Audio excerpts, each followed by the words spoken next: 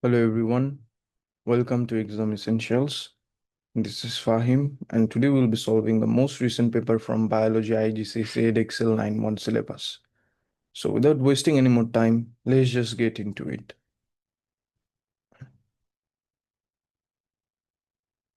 Okay, so the first question says that Eulognia is a microorganism. It is basically a microorganism that lives in water. Okay. The diagram shows Eulognia with some structures labeled. Okay. So these are some of the structures, and I have basically filled that structure up. Okay, so this is mitochondria and is used in the process of respiration. This is the nucleus, okay, and this is the chloroplast of it. So it has nucleus, chloroplast, and mitochondria, right? So it basically is a protoptist. And it chloroplast is basically responsible uh, to enable this eulognia to carry out the process of photosynthesis, right, to make glucose. Okay, and that glucose is then used in the process of respiration in the mitochondria to provide this eulognia with energy. Okay, now this still like structure is what we refer to as flagellum, and it basically enables something to move. Okay, and Q is our cytoplasm, and this is where our metabolic reactions take place. And P is the cell membrane that basically controls the movement of substances into and out of the cell. So moving on, it says that which group contains Eulognia. Okay, so it is neither a bacteria nor a fungi nor a virus. It is basically a protoctist. Moving on. Which structure is the site of respiration? The mitochondria, right? So this is gonna be U. Which structure contains chromosome? The nucleus of it contains chromosome, okay? And the nucleus is T. Because the nucleus contains thread-like structures, right? That carries the genetic material, and that is basically what we refer to as chromosomes. The which structure is the cell membrane, okay? So that boundary part of it is the cell membrane, the P of it is the cell membrane.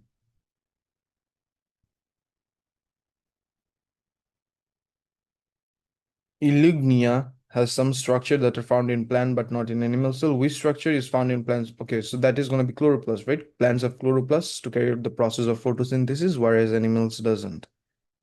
So that's going to be S of it. Let me just recheck either that was S or not. Yeah, S is the chloroplast. So yeah, moving on. So what is meant by the term organelle? Okay, so first of all, what basically is an organelle, right? So I've seen students that doesn't even know what an organelle is. So, and what are some of the examples of organelle? So nucleus, mitochondria, chloroplast, these all are organelle. Okay.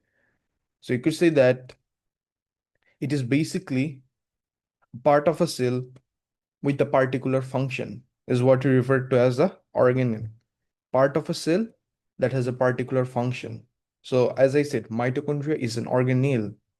Now, mitochondria is involved in a particular function that is respiration to provide the cells with energy.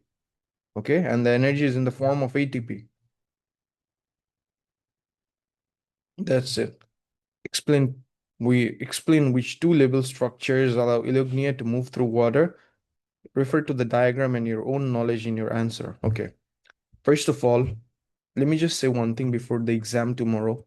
Whenever you get this explain question, you'll basically need to justify something, right? You just do not state a point, right? Like there's this x, okay? Now, if there's this x, then you have to explain why there is this x or something like that, okay? It enables the Eulognia to move through the water. So basically to move, this flagellum is needed, right? Because this flagellum bits of whips like this, and it enables the Eulognia to move. But how does it even gets the energy? It is due to what? It is due to that mitochondria that carries out respiration to provide the Eulognia with energy, right? So yeah, that's more or less that I have to say from here. So see, mitochondria provides energy via the process of respiration. Flagellum enables the Eulognia to swim and move through the water. Okay, so yeah. That was it. Moving on to the next question.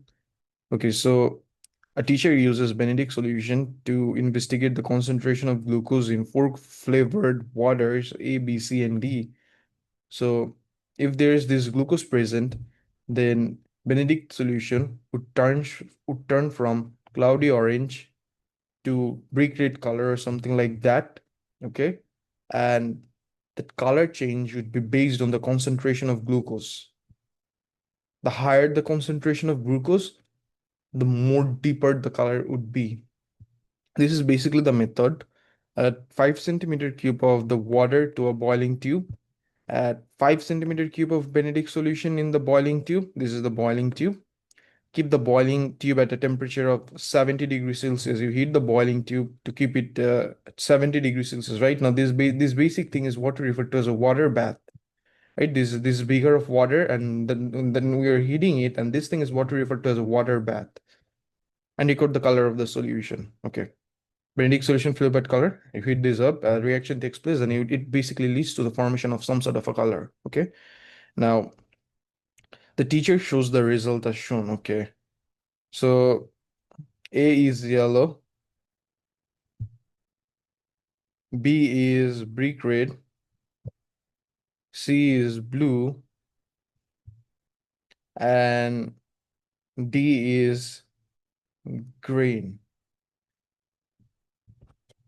Just give me a moment, everyone. Just a moment, please.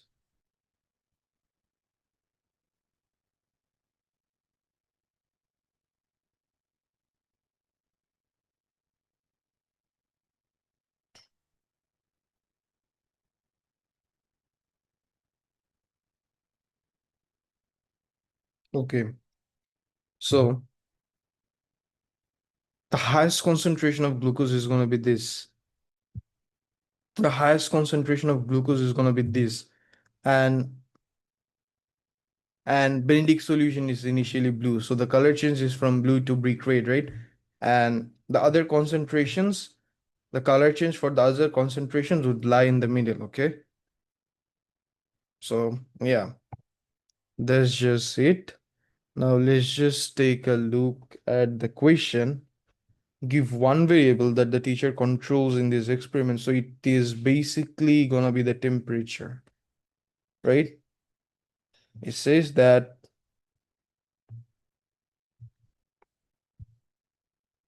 so give one variable that the teacher controls in this investigation, temperature. Now, you could basically say that you have to control the time of 5 minutes as well. But yeah, let's just go with the temperature. Give a method that the teacher could use to safely keep the boiling tube at 70 degrees Celsius. Okay, so that water bath thing, right? Water bath. Now, basically, do not write this. This is not a good practice for bio, at least. This is a good practice for chem. Now, as I was facing some time schedule issues, so I had to write H2O. This is write this in as water bath. Okay, water bath. Moving on. An athlete wants to drink the flavored water to help them run a long distance. Explain which flavored water A, B, C, or D would be most suitable for the athlete to run during the race. Explain. First of all, when the athlete is running, it means that it needs energy, right? Why does it even need the energy? Because the muscle cells need to contract and relax continuously to enable the athlete to run. And how does the muscle cell even get their energy from? Via this glucose.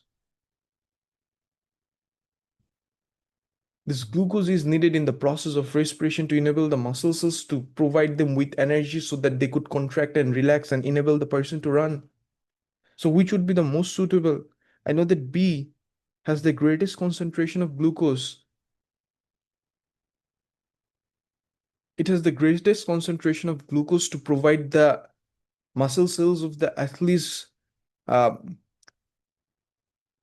muscle cells of the athletes the energy that they do need to run via the process of respiration for muscle contraction and so on, so that they could run longer and even faster as well.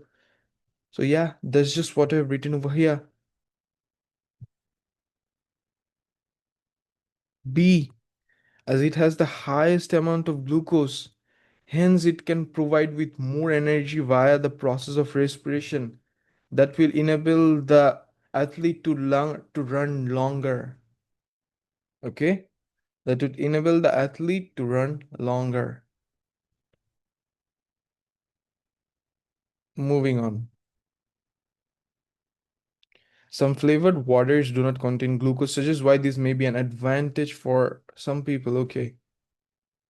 So, as they do not have glucose, and if the person is not that much active, it may get converted into the fatty tissues of the person's body, right? Now, if it doesn't contain glucose, then that's a great thing because there isn't much calories. There are fewer calories in there. So, if the person wants to lose weight or prevent obesity or heart disease, then this is going to be a really good step to drink that water. And also it's going to prevent that cavities and so on that is caused by sugar or even diabetes as well. Okay, so that's just what I have written. Let's just take a look at it. See, fewer calories, which can prevent obesity. It has fewer calories that can prevent obesity.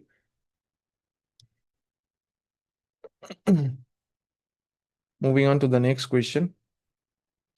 Plant cells can use photosynthesis to produce carbohydrates, give the energy conversion that occurs during photosynthesis. Okay. So during photosynthesis, carbon dioxide and water in the presence of light and chlorophyll gets converted into glucose plus oxygen. Okay. So what basically is happening over here is that during the process of photosynthesis, it requires right? So the light energy is getting converted into what? Chemical energy. It is basically acting as a fuel for the cells. Okay. So yeah, the light energy is getting converted into chemical energy. A student investigates either carbon dioxide is needed for the process of photosynthesis. Firstly, the student needs to remove all the starch from the plant leaves. The student needs to destarch the plant. So what they could do is keep the plant in a dark condition for a certain period of time. Because if the plant is kept in a dark condition, photosynthesis is prevented and hence no glucose is made. And as a result, all the stored starch gets converted into glucose so that the plant could carry out its metabolic activities, right? As basically those glucose is basically used in the process of respiration to provide the plant cells with energy. Okay, so yeah, keep the plant in dark for 24 hours or even 12 hours or 48 hours. Okay, and as a result, all of the starch would get converted to glucose, which can then be used in the process of respiration to provide the plant cells with energy to carry out their metabolic activities. Okay. Now, the plant cell is also a living cell. Now you have to take that into a consideration while answering this question. Moving on to 3B. Now, after the starch has been removed from the leaves, the student uses these apparatus in diagram 1 to prevent carbon dioxide from reaching part of one leaves. Okay, this thing. Okay, they're basically preventing the carbon dioxide from reaching over here, but this thing is exposed to carbon dioxide. Okay, now the student places the apparatus in light for 24 hours and then tests the leaves for starch. Complete the diagram to show the results of the starch test. So basically this part of the plant is carrying out the process of photosynthesis, right? Which means that this part is gonna contain starch. And as this part contains starch in the presence of iodine, this is gonna turn blue-black. So for any starch test, we basically use iodine, right? And iodine in the presence of starch turns blue-black in color, okay? And this part of it, which didn't have carbon dioxide, so it didn't also lead to the production of glucose as well, right?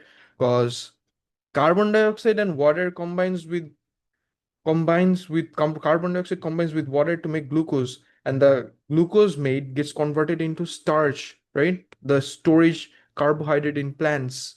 Now, as no glucose is made over here, how could someone expect that the color change would be blue black? The color change is obviously going to be yellow. Okay, so that's just the thing.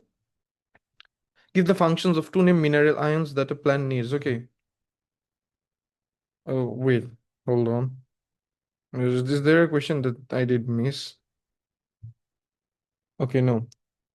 Um, Wait. Oh, all right. So, complete and label diagram to show the results of the starch test. So, okay, so you have to mention like this part is going to be blue black and this part is going to be yellow. Okay, sorry for that. Now, uh, it said that plant needs mineral ions as well as carbon dioxide and water. Give the functions of two named mineral ions that a plant needs. So what you could say is that plant would need nitrates to make amino acids and hence proteins, okay, for the growth. And you could also even say that it basically needs the amino acid to make DNA and so on. Now, there's this another common mineral that the plant needs that is going to be magnesium, and the magnesium is needed to make out chlorophyll so the plant could carry out the process of photosynthesis, right? So yeah, there's just two of it. So magnesium is needed to make chlorophyll for the process of photosynthesis, and nitrate is used to make amino acid and hence the proteins. Okay, moving on. The concentration of mineral ions in the soil is often lower than the concentration in the plant. Okay, the concentration of the mineral ions in the soil is often lower in the plant. Okay. Water lock soil does not contain air. Explain why plants in water lock. Okay, easy stuff. See, the concentration of mineral ion is higher over here, and on the other hand, the concentration of mineral ion over here in the soil is lower. But the plants would need to obtain that mineral ions because those mineral ions have some crucial roles in the plants. Okay, such as nitrates, phosphates, magnesium, calcium. They all do have some sort of did all do have important functions in the plant. So the plant wouldn't let a single drop of that mineral to be wasted. Okay, the plant would obtain each of the mineral that they do have. Now comes the most interesting part of it. So um the concentration of mineral iron is higher over here and is lower over here. By natural process of diffusion, the ion should have been moving from this higher concentration to lower concentration, right? But the opposite thing is happening over here. It is moving from lower concentration to higher concentration. And this is basically what we refer to as active transport.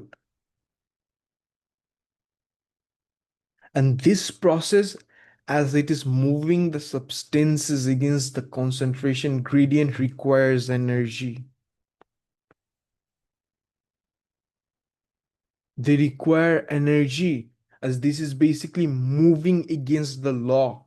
The law was from higher to lower concentration, but it is basically going against the law. It is moving from lower to higher concentration. This is against the principles, okay? So it basically needs energy for this process, okay? And where does this energy even comes from?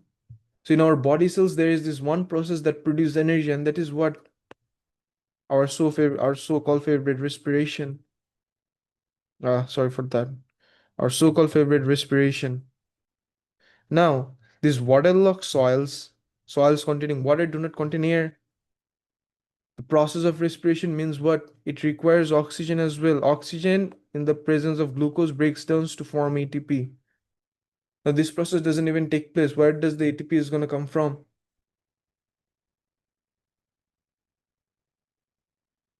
Hence, less oxygen is going to be there in the waterlogged soil. So less respiration, less ATP, and hence less mineral is being absorbed by the process of what?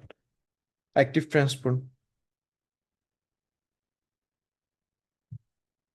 Plant absorbs mineral ions by the process of active transport. Since waterlogged soil does not contain air, there is no oxygen, and hence respiration does not take place, or even less respiration, okay? Or worse to that effect, you could say.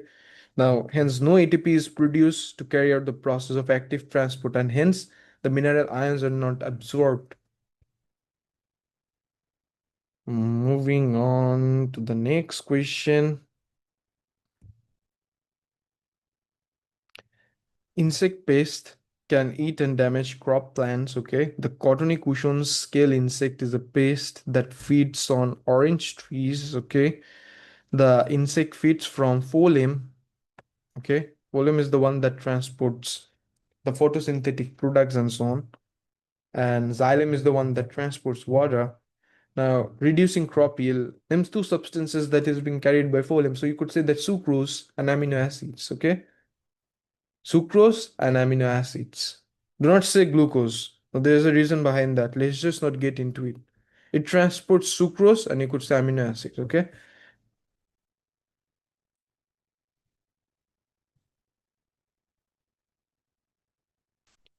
Explain why insects feeding from phloem can reduce the crop yield. First of all, glucose or sugars, sorry, not glucose, sugars, right? Is needed for what? Yeah, I know what you're thinking, respiration. So yeah, less respiration, less energy. Amino acids needed for what?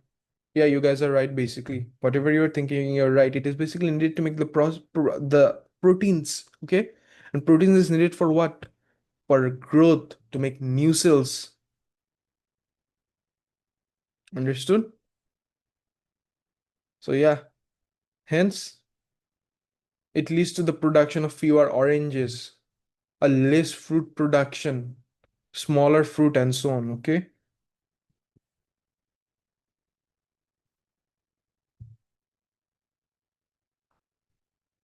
As phloem transports glucose and amino acid, less glucose means that less respiration and hence less energy being produced. Less amino acid would mean less proteins being made that is needed for growth.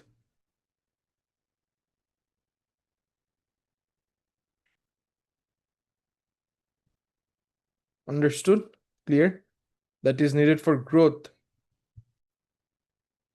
and making new cells. Let me just write this point as well. Growth and making new cells. Okay? And making new cells. So basically, I did hear some students saying that, sir, why do I not write the type version of my notes?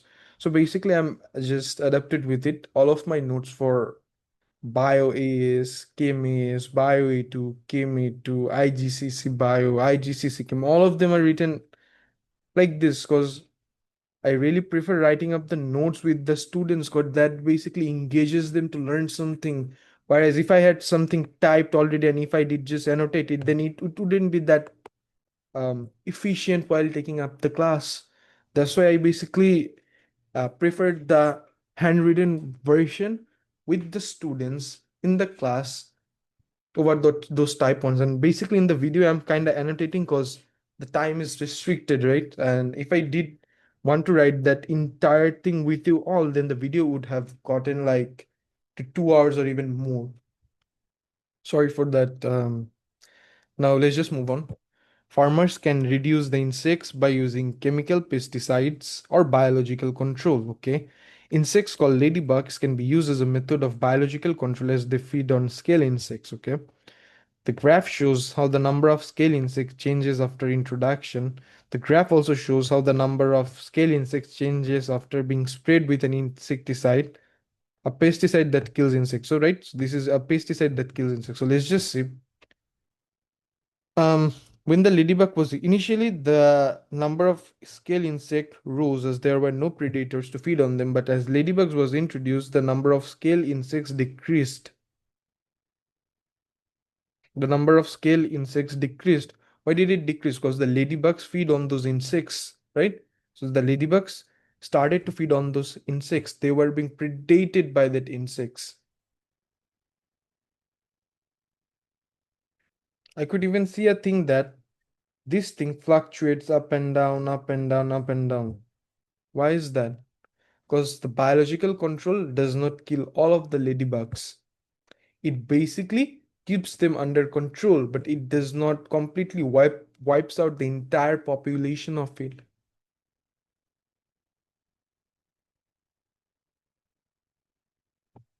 Now this thing, as the let's just see what about the insecticide. As it was sprayed,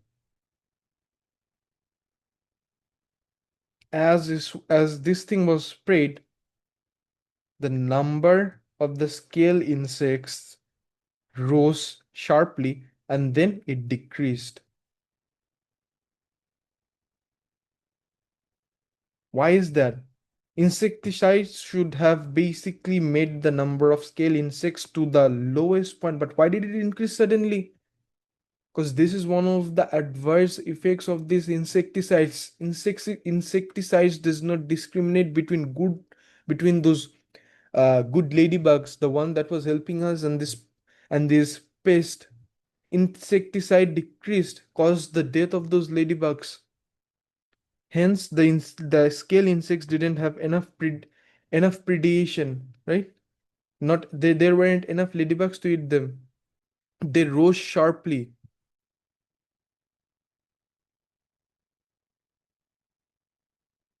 right? But then it do decrease. See, but then at one point of time, it then do decrease as well due to that insecticide. But the ladybug was more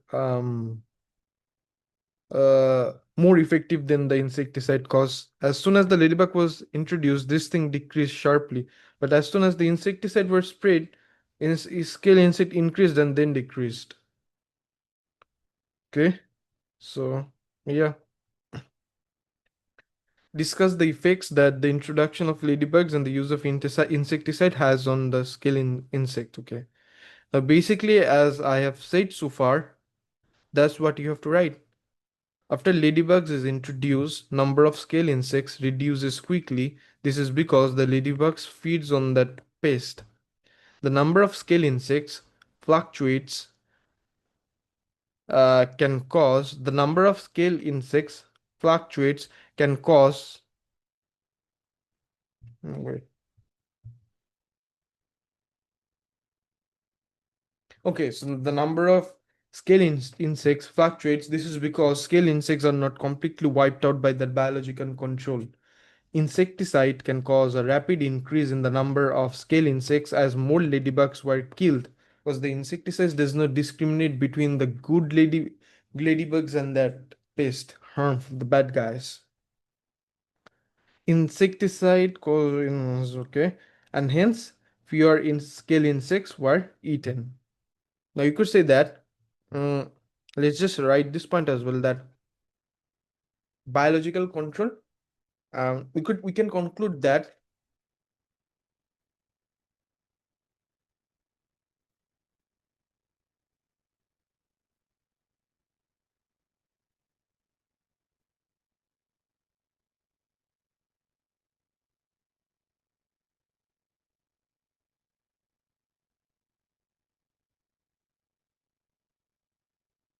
we can conclude that the biological control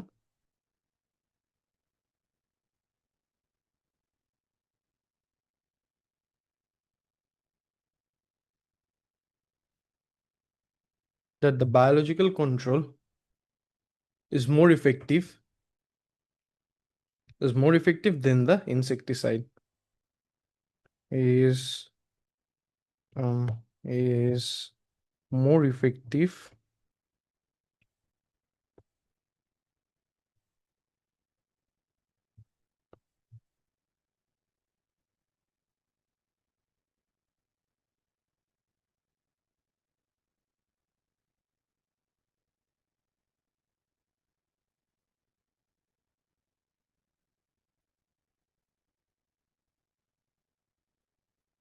than the insecticide.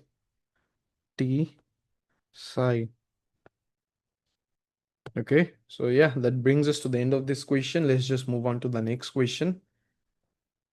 Oh, give three advantage of using biological controls instead of pesticides to control pest. Biological controls has a longer lasting effect. Biological control is specific, obviously, as it does not kill the good species of it. It is specific, right? It just kills on the pest. Now, as someone is using this insecticide, there is a chance of the pest becoming resistant to that um, chemical or that insecticide, right? So with the biological control, there isn't any chance of becoming resistant as well. So that's just what I have written. Lasts longer, does not result in the pest becoming resistant, and basically it is specific. Okay, moving on. So uh, inheritance involves genomes, genes, and alleles. What is meant by the term genome? It is basically all of the DNA of an organism. All the DNA of an organism is what we refer to as the genome of it. Explains the difference between a gene and an allele. So the DNA is large enough, right? Now, a particular section of the DNA, a gene, sorry, a specific, a particular section of the DNA that codes for a specific protein is what we refer to as a gene. Suppose this part. An allele is what? It is basically an alternate form or a version of a gene, right? So T, T, T, T. These are alleles. A gene is the section of a DNA that codes for a specific protein, and an allele is an alternate version of a gene. Moving on. In horses, black hair is caused by a dominant allele B, and the recessive allele B codes for brown hair. A heterozygous m- black male horse breeds with a heterozygous black female horse. Okay, so this is gonna be BB times BB. You have to basically draw a genetic diagram, so it would look something like this. See, BB BB BB BB. Then the gamete would look something like this. Then once you have the gamete, you just cross it up.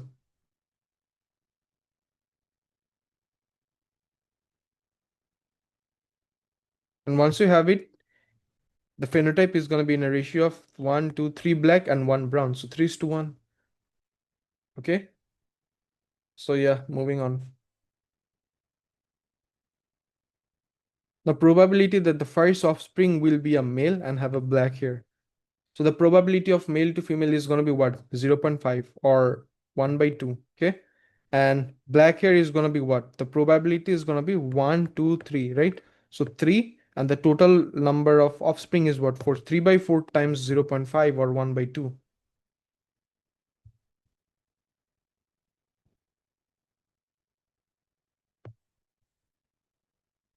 Now basically, if we do have maths B, then life would become easier. And function means what? Multiplication. Or function means what? Addition, right? So yeah, having maths is gonna make your life easier in both bio and chem as well. Because most of these technical subjects do have a lot of maths that you have to encounter. In horse, eye color is controlled by a single gene with two alleles, okay? A dominant allele causes brown eyes, and a recessive allele codes for blue eyes. Okay, farmer has a male horse with brown eyes. Okay, uh, the dominant allele has the brown eyes and the recessive, okay, blue eye. Explain how the farmer could determine the genotype of this male horse. Okay, so either it is homozygous or heterozygous. How would the farmer even determine this? Now, uh, with brown eyes, right, and this is dominant. Now, first of all, you cross this horse with a female who has that blue eyes or the recessive eyes, right? Now, if any single of the offspring have blue eyes, the organism, then the father or the genotype. I basically do not know this is horse or female horse. Then the genotype of it is gonna be what?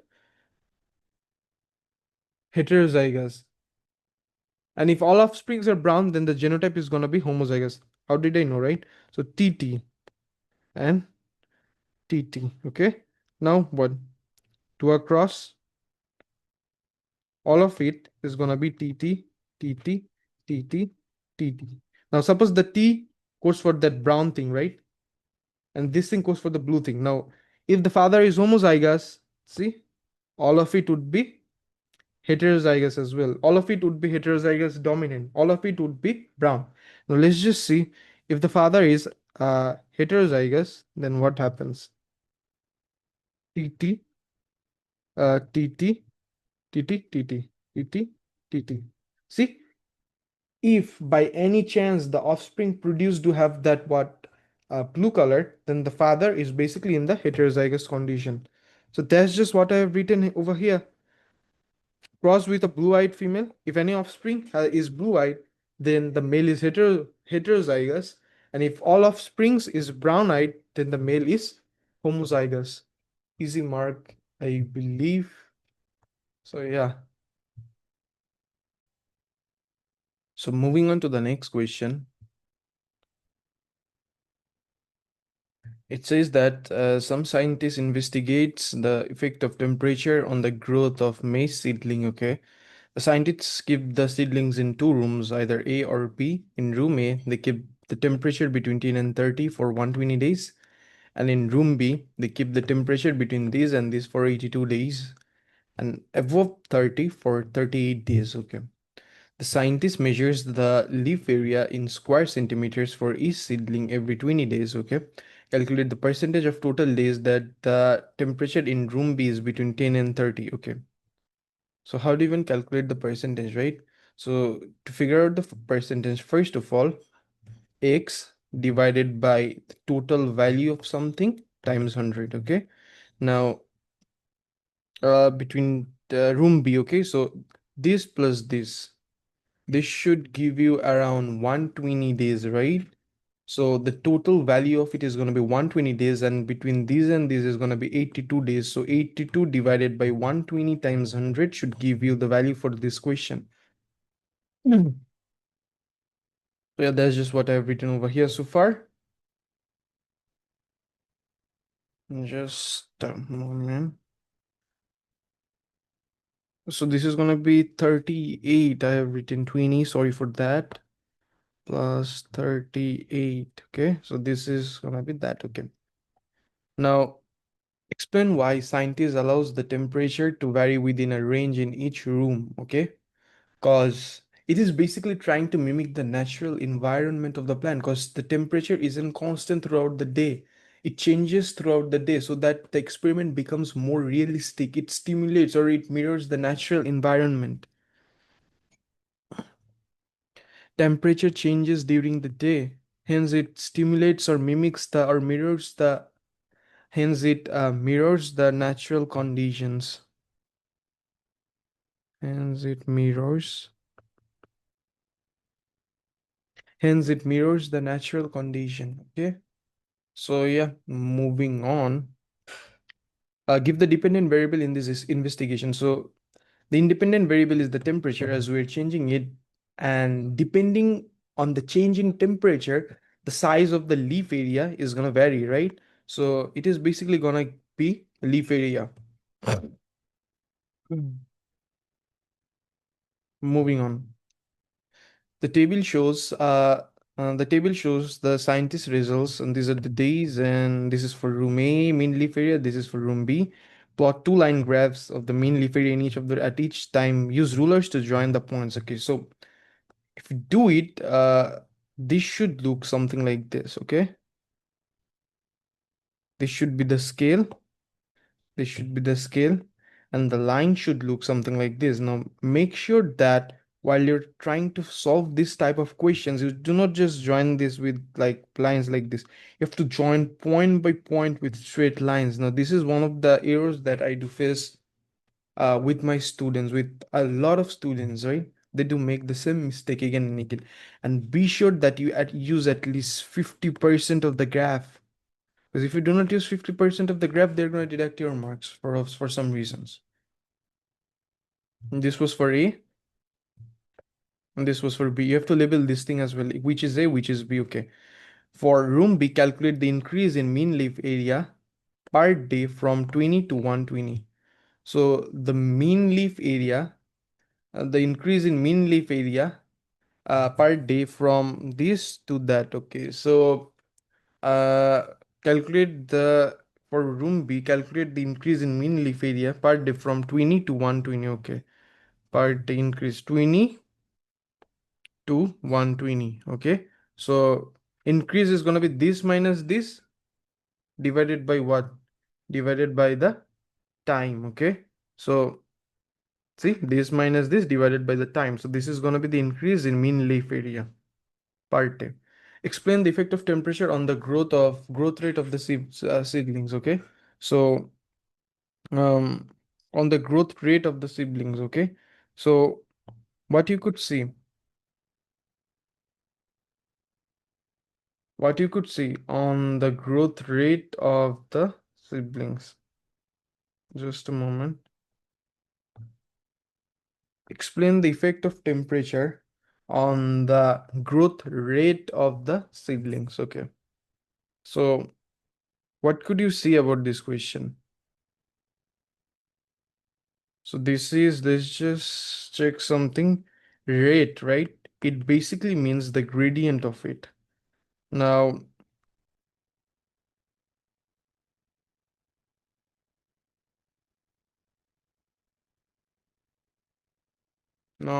you basically need to make some comments from this graph, okay? So what I could see is that there isn't so let's just see.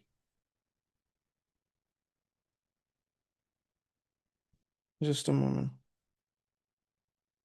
No, this is leaf area, okay? Now what is on the growth rate of the seedlings, okay?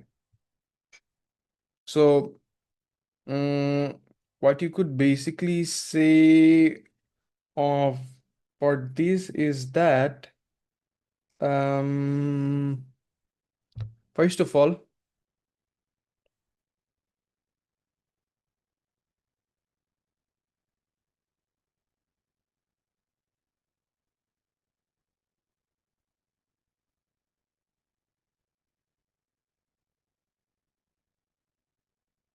what you could say is that uh as the temperature increases, see, uh as the temperature increases, growth decreases, right? So this is the first one that you could see. So why is it, right? Cause enzyme, right? There are these enzymes, right, that denatures at high temperature. Enzymes and substrate can no longer bind with the active site, and hence no reaction takes place. Okay. Now, what I could see is that um, there needs to be some sort of an optimum temperature, okay? And what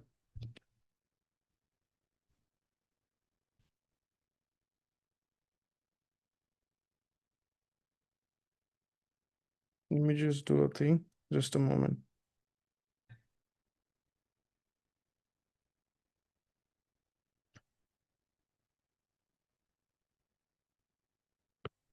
This is the gradient for this, and this is the gradient for this as well, okay? So the gradient, this is this. Okay, so let's just not make much more complicated of it.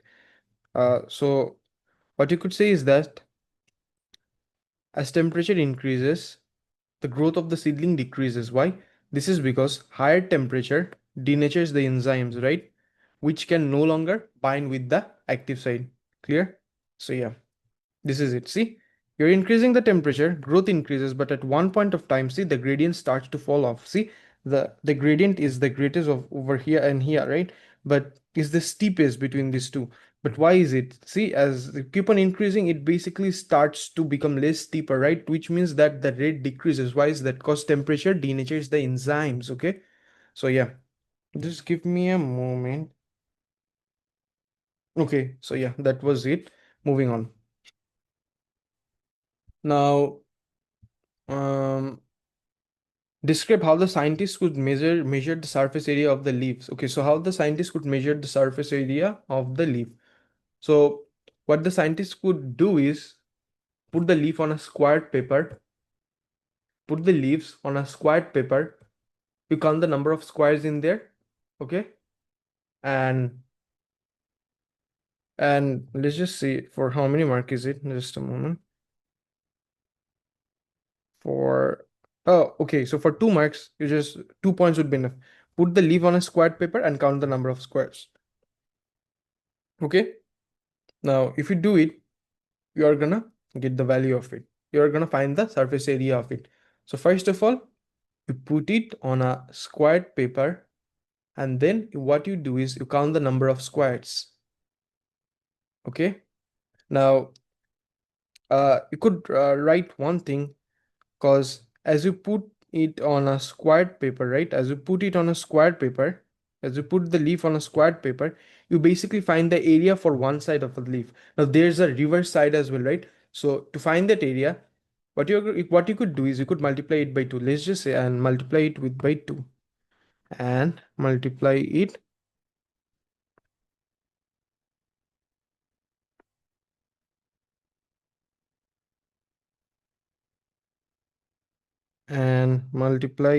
by 2.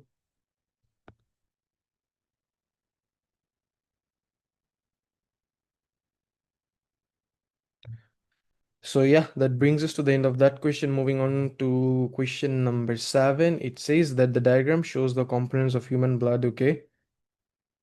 Understood. Platelets, red blood cell, phagocytes, okay. Now, which component is a red blood cell? So this is going to be S. Which component is a platelet? P.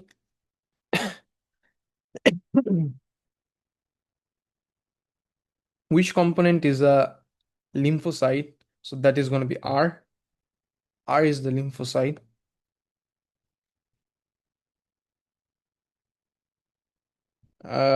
Which mineral is found in hemoglobin? That is iron containing heme prosthetic group that you're going to learn in your AS, but not at this point. And some blood, some type of blood cells are involved in human immune response. Describe the human immune system, how the immune system reacts to an infection. Okay. Phagocytes engulf the pathogen. Lymphocytes produce antibodies. Antibodies are specific to the pathogens and binds with the antigen of the pathogen. It causes the pathogens to stick together, and that sticking together is what we refer to as agglutination and so on. Okay. So yeah, that's just what I've written over here. Phagocytes engulf the pathogen and destroys the pathogen. Lymphocytes are responsible for producing antibodies. Antibodies are complementary to pathogen and causes them to stick together by a process known as agglutination. Now, what is basically the antigen? On the surface of every cell, there is this identifier. Now, our body can identify which cells are ours and which cells are of pathogens due to this identifier, right? And that identifier is what we refer to as antigen. Moving on.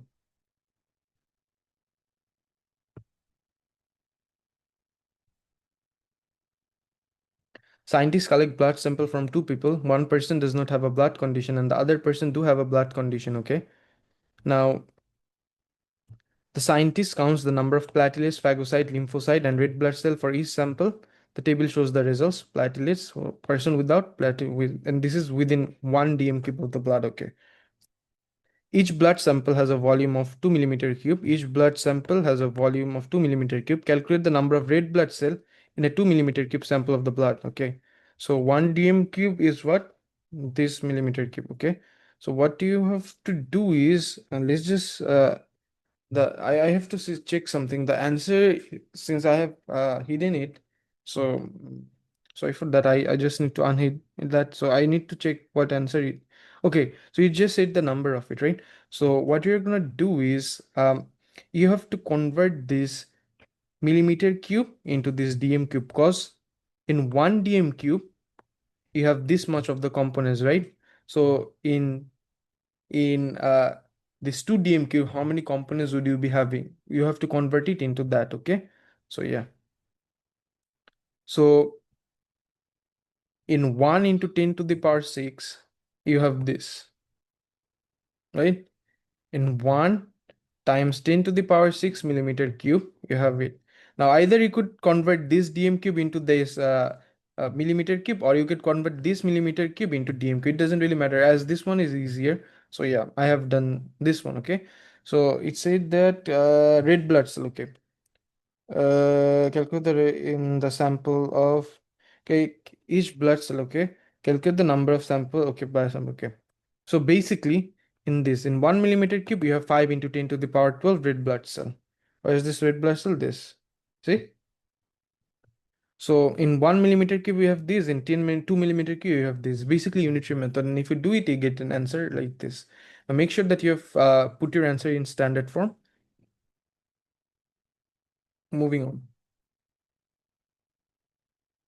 Now, comment on the effects that the number of each blood component could have on the person with the blood condition. Use the data in the table and your knowledge to help with the answer. Okay.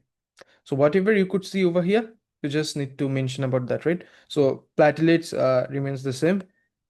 So there is going to be no difference in some sort of a clotting or the other. Now, phagocyte with blood condition is lower than with phagocyte without the blood condition is lower than with blood condition. Now, phagocytes are uh, basically involved to digest up the bacteria. Now, the number of lymphocyte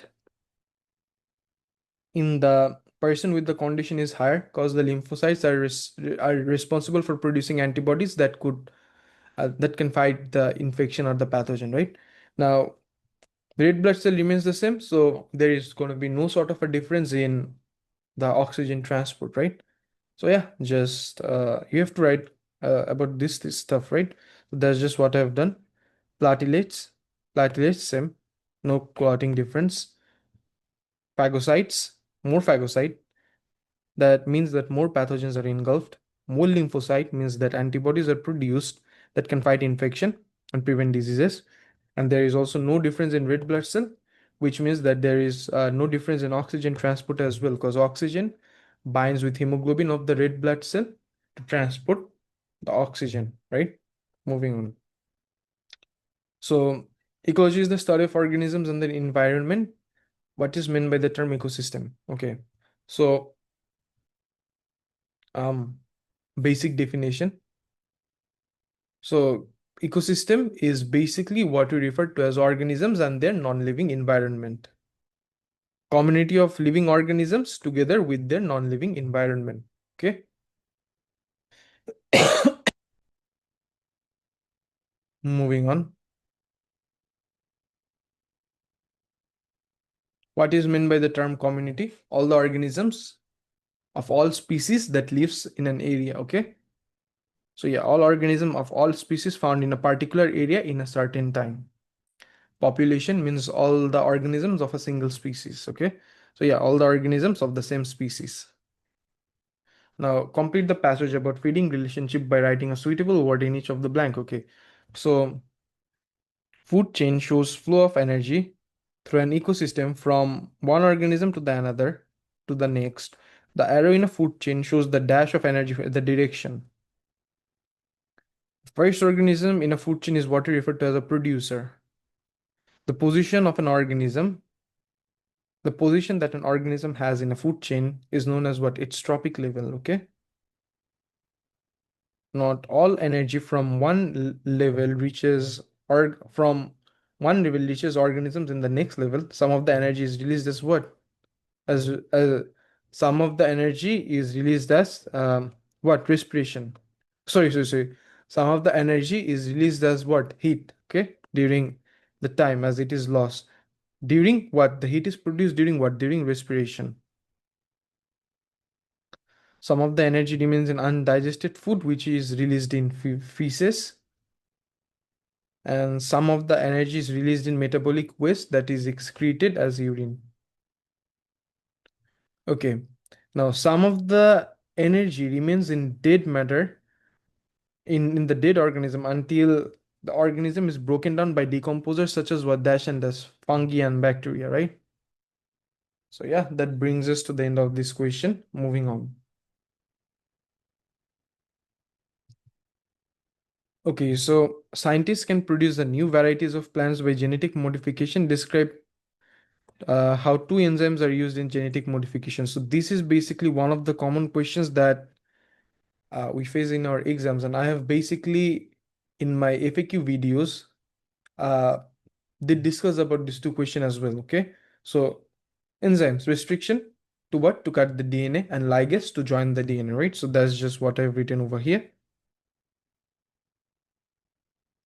Scientists can also produce new varieties of plants by selective breeding. Give two differences between the use of genetic modification and selective breeding of plants. Okay. Genetic modification uses DNA from another species and leads to the production of transgenic organisms or something like that. And GM is way more quicker. Okay.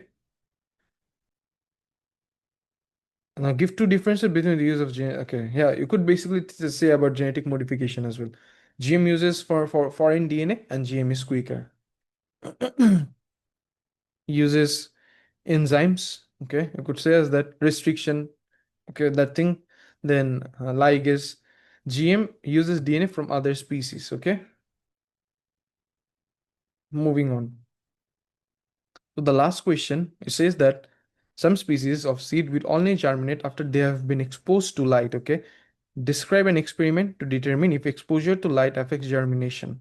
Include experimental details and write your answer in full sentence. Okay, so this is a 6-mark question which you have to write in the quants format. But before that, let's just figure out the independent variable exposed to light. This is the independent variable, right? So what you have to do is, first of all, let's just take a look at the entire format change. Change means adjust. The one that you could adjust is what we refer to as our independent variable, and the one that depends on this independent variable is our dependent variable. Organisms. You have to use organisms of the same age, gender, species, mass, and so on. Then you have to write the repeat part of it, which carries 1 mark. Repeat mean to increase what? The reliability, so that your experiment becomes more reliable or more credible. Measure, how you take out the measurement, weight, number, length, height, and so on. And you have to keep some of the factor stems, and mostly this would be this: temperature, pH, and the light intensity. So Corms, as you're going to investigate the effect of different light intensities on germination, so what you're going to do is expose the seedlings to different light intensities. Organisms, you have to ensure that the mass is species of the seeds remains the same. Repeat, you have to repeat the experiment under similar condition for each light intensities and find a mean. Measure, you count the number of seedlings that has been germinated.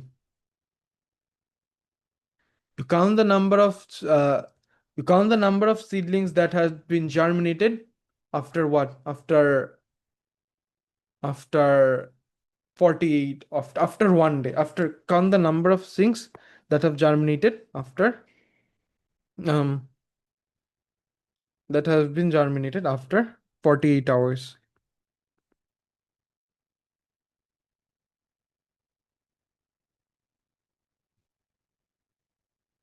Okay. And lastly, you have to keep the temperature and water same, right? Because temperature and water both plays, and also you could say oxygen same, because this plays a role in the process of germination. So yeah, everyone, that brings us to the end of this paper. Have a great day and all the best for your exam.